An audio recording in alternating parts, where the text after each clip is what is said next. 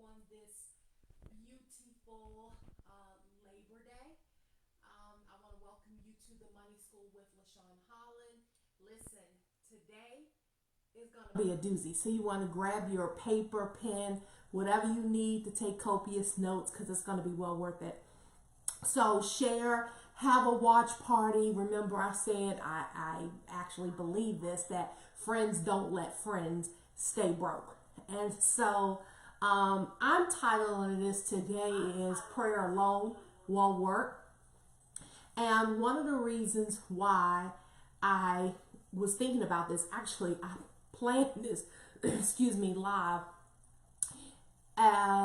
When did we fly out? Sunday or Monday of last week? I can't remember. But anyway, I am just getting back from a week in Scottsdale, Arizona. And while sitting on the plane on the runway, I started thinking about a lot of the conversations that I had the previous week with people and just the conversations in general I know to be true and that I thought about is how much time we don't spend being ready for the outcomes that we want or we desire in life. And so we really do have to learn to be ready. Robin and I was actually talking about this last week when we were on our vacation in Scottsdale. And so often people pray for what they haven't planned for. And I'm going to say that again, people pray for what they haven't planned for while they're in the runway stage. And so I was sitting on the plane and, I was sitting on the runway. And let me define what I mean by runway stage. The runway stage is where you are in position to take off, right? Because sometimes you'll be delayed because the runway is not ready. There's no space for the aircraft to get in position. And so you have to wait at the terminal, right?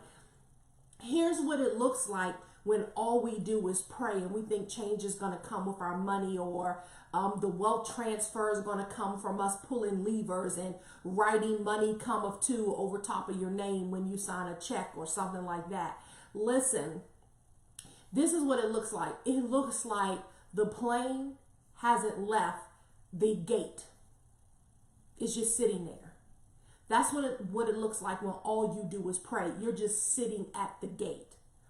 But someone that has the intention of ascending higher in life or has the attention on moving forward or doing better or building wealth in life, they have to get in position first, which means you have to back up from the gate, from where you are, take a look at everything, all the decisions that you've made until this point that has gotten you where you are, back up from that, right? Because you can't get to a new destination using old routes. Even the Bible says that. The Bible says that new wine can't go into old wineskins or else it'll burst and it'll become waste. And when I talk about runway, the runway stage is where you're actually in position to take off.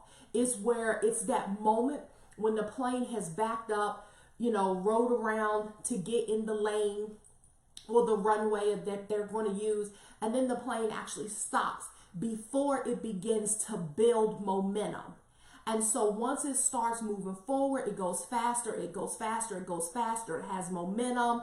And guess what? It starts to lift. It's actually called dynamic lift. I know that because I'm married to an engineer. And one day we were on a plane and he wanted to give me a whole lesson on dynamic lift. And so the plane has dynamic lift where it starts to go up in the air. And so, the runway stage is where you are in position to take off, but you don't have a flight plan. If you don't have a flight plan, you can't get in the air. And so you don't have an ascension plan. I can speak on this for an hour alone. Like, if we want prosperity, so many of us don't plan for prosperity. Case in point, a recent example of this is Popeye's Louisiana chicken, right? I haven't personally tasted the chicken sandwich yet. I haven't had it, and from the looks of it, I won't get one for the next several months. But Popeye's wasn't ready for to ascend past Chick-fil-A revenue numbers, right? And they're selling of their chicken sandwiches. So think about all the revenue. Yes, they made 20 something, I think it was like $26 million in 2 weeks or whatever selling the chicken sandwiches. But think of how much revenue they've actually lost because they ran out of chicken sandwiches. And so they weren't ready, you know, when you think about all the revenue that they're going to lose over the next 3 months because they weren't ready. They didn't have an ascension plan. You know, you have to ask if they ever planned on succeeding in adding this chicken sandwich to their menu because they weren't ready. And so can you imagine if my pilot who was taking us to Arizona, if he just got in the cockpit of the United Airlines flight that we were actually on and tried to fly us to Arizona without a flight plan. That just sounds stupid, right? It sounds really crazy. But yet we do this all the time where our money is concerned. And so we do it every single day, especially in the church community, because we think that all we have to do is do, like, I think it's Tasha Cobbs. She said, put a prayer on it. You know, you need to pray and do. It requires action. And so without a flight plan, he wouldn't know the right coordinates that he would need to take in order to get us to Arizona or get us to the destination. And so how would he have known how to avoid crashing into another airplane in the air? Because he wouldn't have had the right coordinates. He wouldn't have known where they were. And so how would he have known which altitude to fly at so he could possibly rise above a storm? Or what altitude does he need to drop to so he can avoid turbulence in the air? Like, all of that is a part of having a legitimate flight plan. And so the Bible says that money is a defense, right? And so for all the Bible scholars who want to send me private messages and challenge me, you can look that up if you want to, but it's in Ecclesiastes 7:12. It says, having money defends you from downturns in the marketplace. You've heard me say this before. And so when Wall Street goes crazy, or when Congress goes crazy and shuts down the government, or where your boss doesn't give up the money and increase your salary like you think that you deserve, or you don't get the bonus that you deserve, or you don't get it as often as you think you deserve it, or your husband of so many years wakes up one morning and decides that he wants to leave you and the kids, you know, or whatever the situation that's in. You have to have money in your purse. You got to have money in your pocket. You got to have money in your bank account, or what have you. Your money is a defense against the downturns of the market and just the downturns in life. Right now, people in the Bahamas are bracing themselves. Florida, South Carolina, you know, up the eastern shoreline are bracing themselves because Hurricane Dorian is here, right? It's a Category 5 hurricane. A lot of the people don't have an option of whether they can go to higher ground or fly to another state. But if they could financially afford to be able to do that,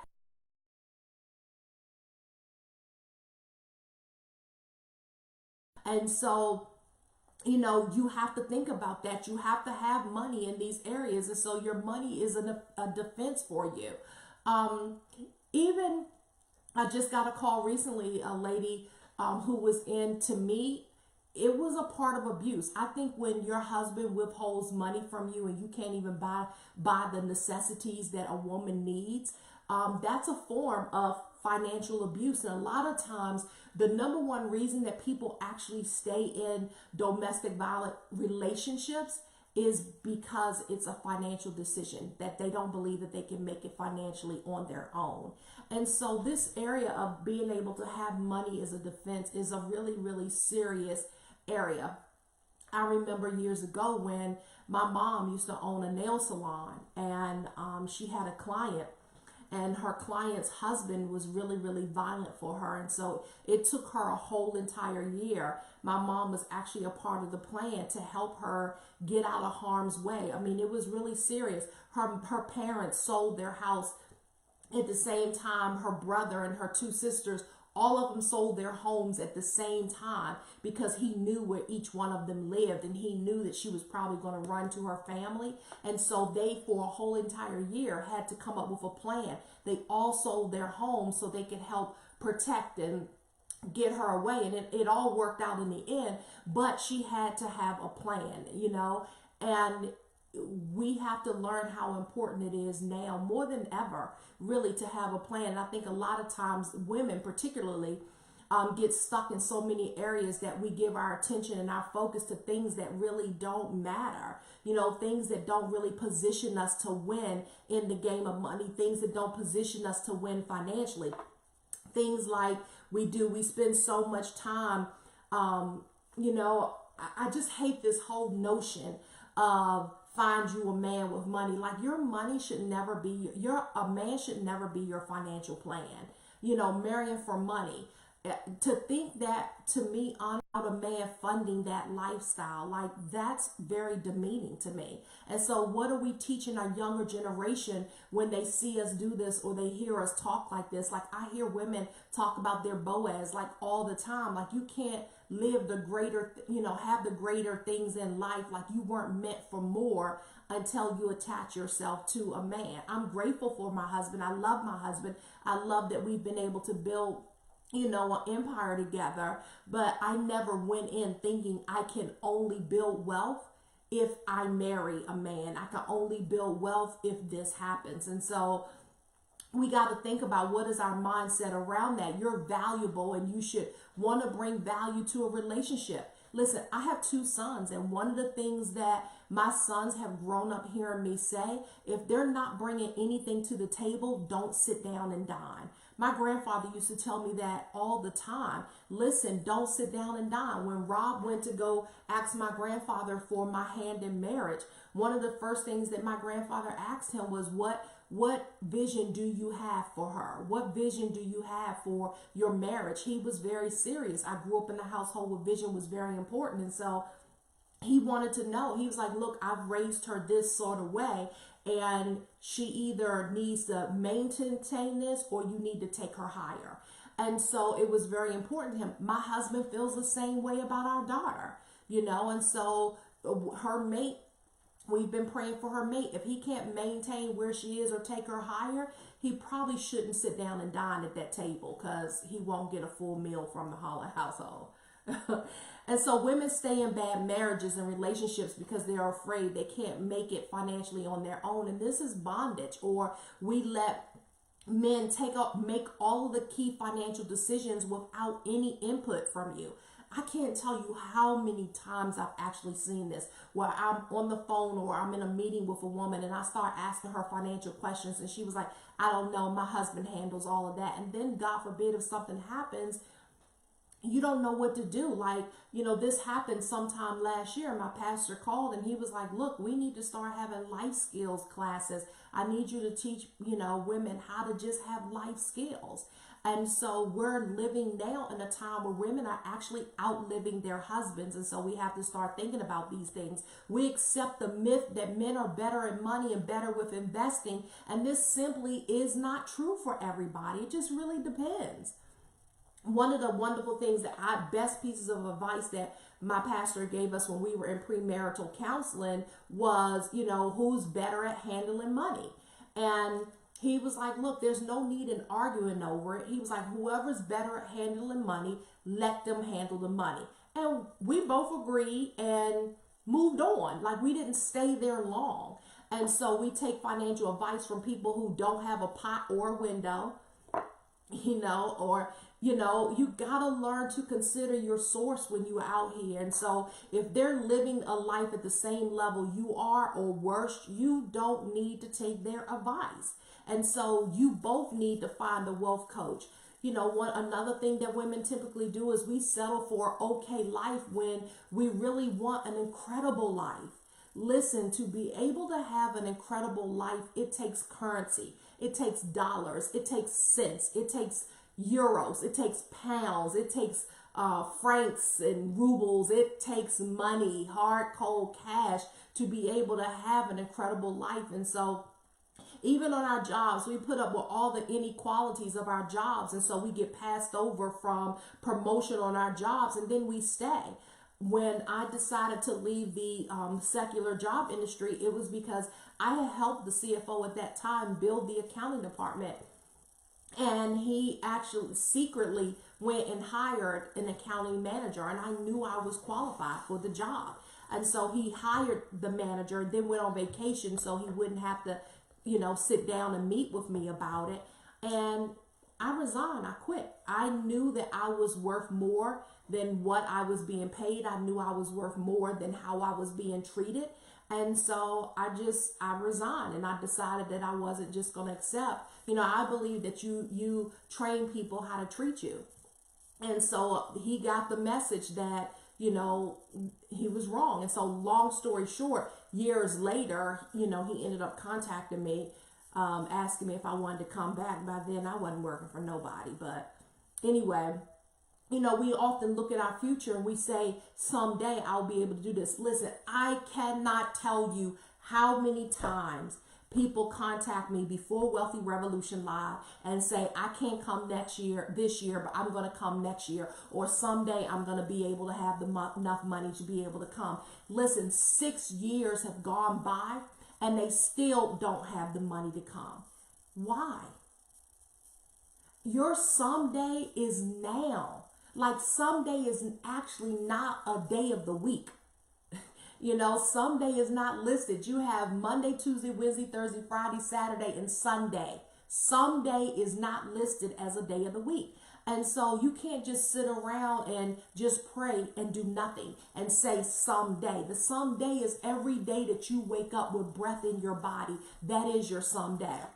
And so I want to talk a little bit about positioning, being able to position yourself, because I think it's really important. We have to get to the position of being on the runway so we can take off. And so you'll not find anywhere in the Bible where they won or had an advantage in a situation where God told them just to pray. Like he always gave them a plan. He always gave them a strategy that would help position them to win. If you look at the wars that David fought, he talked to him about positioning. He talked to him about, if you look at Moses, if you look at Noah, if you look at Joseph had a plan to save his people. He says, listen, there are 8 good years that are coming. And during those years, you need to put away, 20% of your money. See, even God knows that you should have a savings plan. So if you haven't taken my savings challenge, that $5,000 savings challenge, you actually should. But when you think about Abraham had a plan and Esther had a plan. And so part of positioning yourself to win with your money is that you have to be in a position. And a part of positioning is actually having a plan. You got to have a plan. No airplane takes off for a flight without a flight plan. Where is your ascension plan? We need it. And so, it's possible to add power to your purse in any economy, no matter how you grew up, how much financial information you were never taught, or what state of mind or what state your money is in right now. You have to design your future on purpose.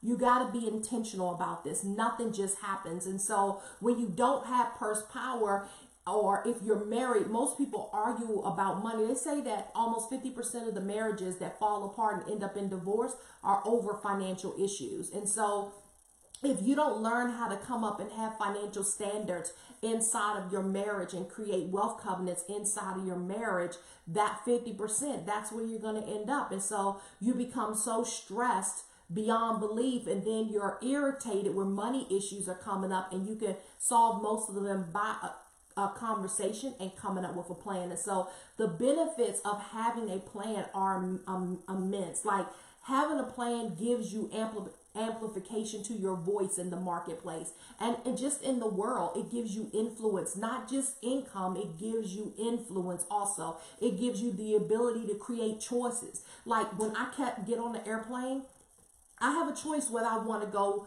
to first class, business class, or coach. Like a lot of times people don't have an option whether they want to fly first class or coach. But money gives you option to be able to live a first class lifestyle. It gives you options to be able to create experiences and memories. You can't do that when you don't have any coins. And so it allows you to be a blessing to others in need. You can't give from an empty cup. And so, it can make the dreams of other people come through. One of the most satisfying things that we get to do is help people's dreams come true. And so you can change the total direction of your family and give them the advantages in life because of money. And so having power to your purse, it changes your future, because you can fire your boss if you want to. You can retire early if you want to. You can live your golden years out doing exactly what you love to do. It changes your attitude, and it makes you less stressed and less irritable. Having money exposes you to different circles in life. And I can tell you that different circles, they not only do they travel differently, the conversations are different, they eat differently, they vacation differently, they just live differently. And so having power to your purse actually guarantees you a higher quality of life. It affects your confidence level, and it makes you more confident. Your confidence can be magnified in your life and what it is that you're called to do in the world. And so the only way to press into really the promises that God has promised us and create power to your purse is to be committed to your purpose and create a plan. And so are you committed to change? Are you committed to change? When you commit to your purpose, your priorities change.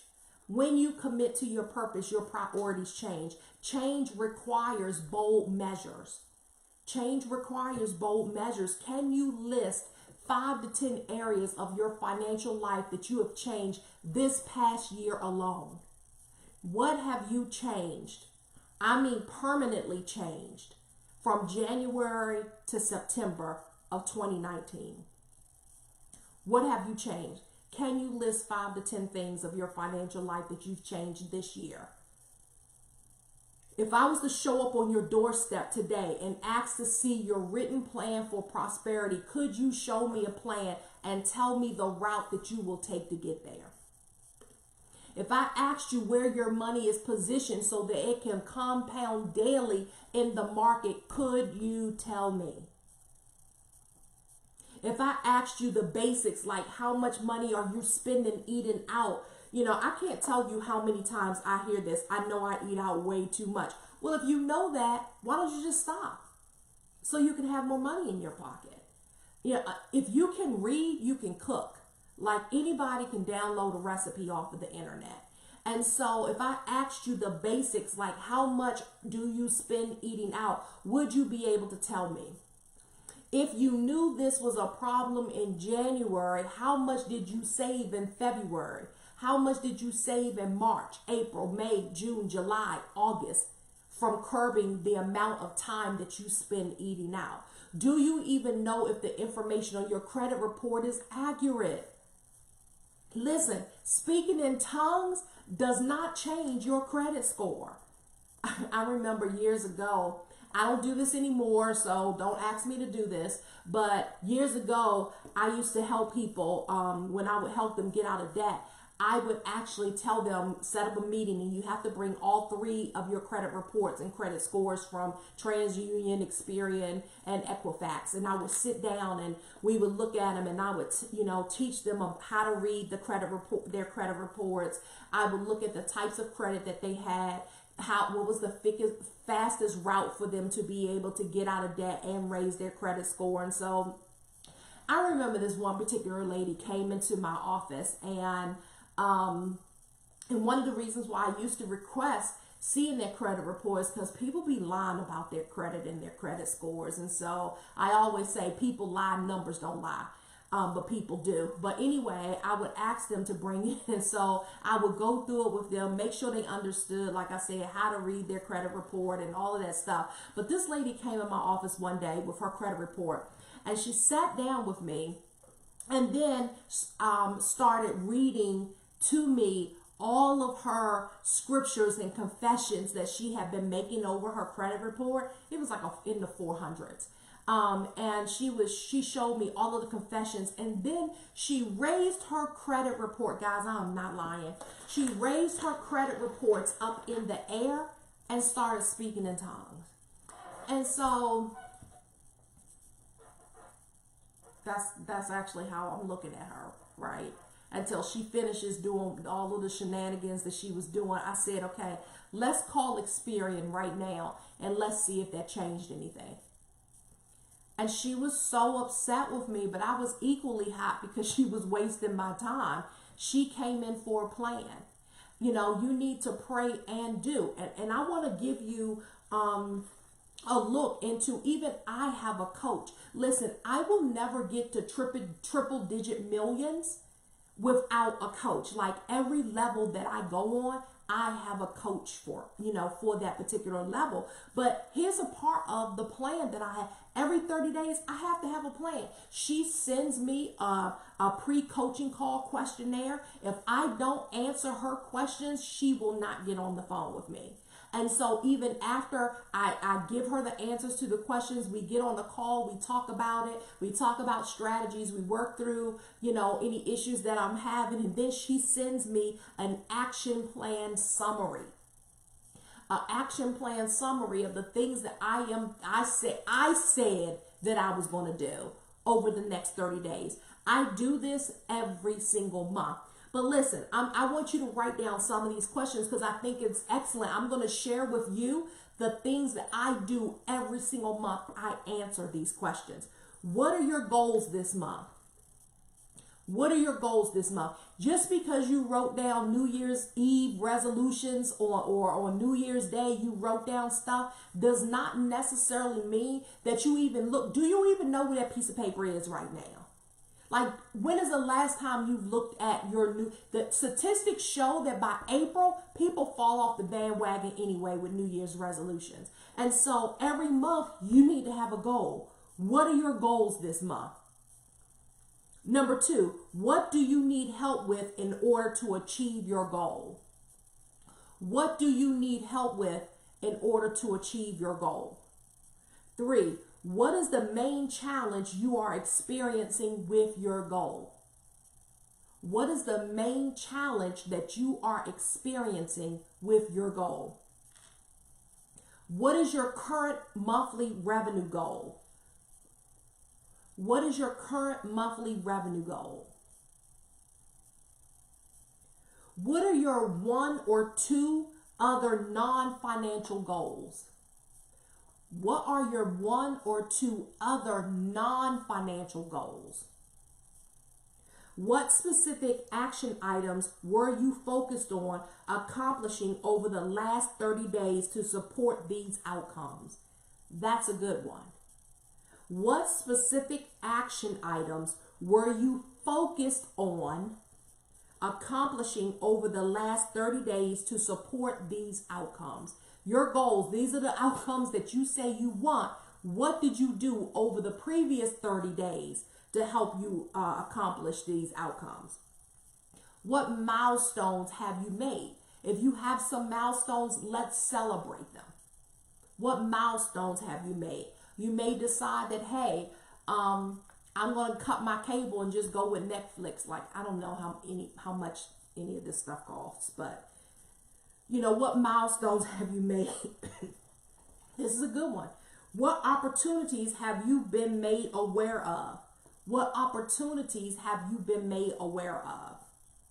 Have you pursued any of the opportunities? Have you pursued any of the opportunities? What 2 or 3 things did you spend the majority of your time on in the past 30 days?